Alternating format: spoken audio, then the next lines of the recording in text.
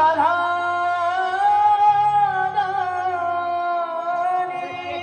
সকল সখী গমনেকে সঙ্গে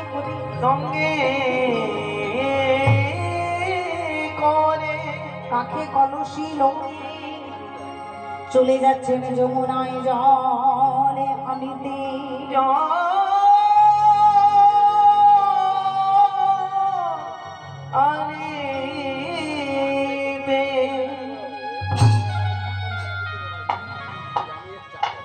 বেলি অবসান কাল মানে বেলা ডুবে গেছে। সেই বেলি অবসান কালে রাধারানী সখীদের সঙ্গে কাঠে কলসি নিয়ে যমুনায় জল আনতে যাচ্ছেন। মা গল্প করলে হবে না, বুঝতে হবে, মন দিয়ে শুনুন, বুঝতে পারবেন। কাকে কলসি নিয়ে যমুনায় জল আনতে যাচ্ছেন মা। এমন সময় প্রথমতে দেখা হলো গোবিন্দের সঙ্গে। কিভাবে দেখাটা হলো না, বেলা যেহেতু চলে গেছে, বেলা ডুবে গেছে, মানে গোবিন্দ প্রত্যেকদিন সকাল বেলায় মায়ের কাছে বিদায় নিয়ে সকল ধেনুগণকে সঙ্গে করে যেতেন গোষ্ঠ গোচার করতে, মানে গরু চড়াতে। এবার বেলা যখন ফুরিয়ে গেছে, ঘরে আসার সময় হয়েছে। দেখবেন আমাদের সংসারে, আমাদের জগতেও যদি কেউ ওই ধেনু চারণ করতে যায়, মানে গরু চড়াতে যায়, যেটাকে আমরা একেবারে বাংলা ভাষায় বলছি, যদি কেউ গরু চড়াতে যায় সকালবেলা যায়, বাড়ি ফেরে কখন? বিকালবেলা, বেলা ডুবে গেল। সারাদিন মাঠে ঘাটে ধেনু চড়িয়ে বেড়ায়। ঠিক গোবিন্দ সকালবেলা মাতা যশোমতীর কাছে বিদায় নিয়ে প্রত্যেকদিন ধেনু চারণ করতে যেতেন। আর সারাদিন ধরে মাঠে ঘাটে গরু চড়িয়ে বেলা শেষে ঘরে ফিরে আসতে। তাই গোবিন্দ যে ধেনু চারণ করে বেলা শেষে ঘরে ফিরে আসছেন আর রাধারানী যাচ্ছেন জল আনতে, প্রথমধ্যে দেখা হয়ে গেল। প্রথমধ্যে যেই না দেখা হলো, গোবিন্দ দূর থেকে লক্ষ্য করলেন যে রাধারানী যমুনায় জল আনতে যাচ্ছে, মানে রাধারানীকে তো আমি কিছু বলবো, তাহলে বলরাম দাদা সঙ্গে আছে, বলরাম দাদার কাছে তো কিছু বলতে পারবো না। তাহলে কৌশল করে গোবিন্দ চলে গেলেন সবার পিছনে।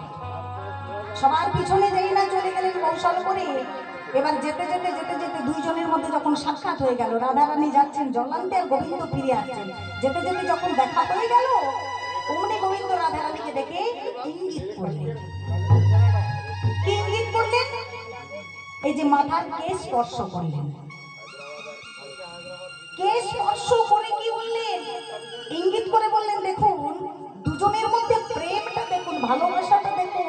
গোবিন্দ মাত্র কেশ স্পর্শ করেছে, রাধারানী বুঝে গেছে যে গোবিন্দ আমায় কি বলতে চাইছে। কেশ স্পর্শ করে বললেন, ওগো রাধে বিনোদিনী,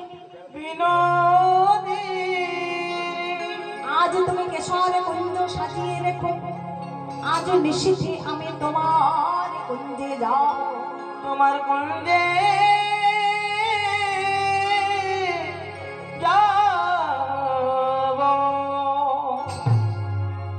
রাধারানী বুঝে গেলেন যে আমার প্রাণ গোবিন্দ আমায় কেশর কুঞ্জ সাজিয়ে রাখতে বলেছে, নিশিথে আমার প্রাণবধূ আমার কুঞ্জে আসবে। গোবিন্দ আমার চলে গেলেন ইঙ্গিত করে দিয়ে। রাধারানী সখীদের ডেকে বলছে, ললিতা ও বিশাখা, তোরা দেখেছিস আমার মাধব ওই রাখাল সঙ্গে কোন বাড়ি ফিরে গেল? বলে হ্যাঁ দেখলাম।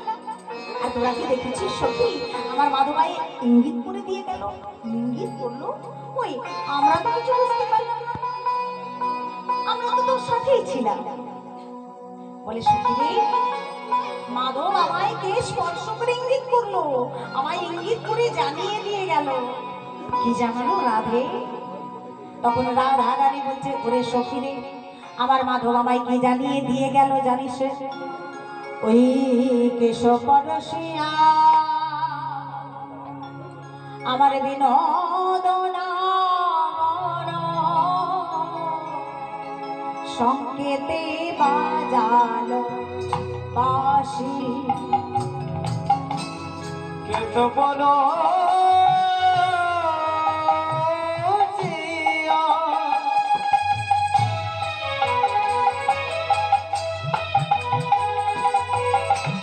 বিনোদন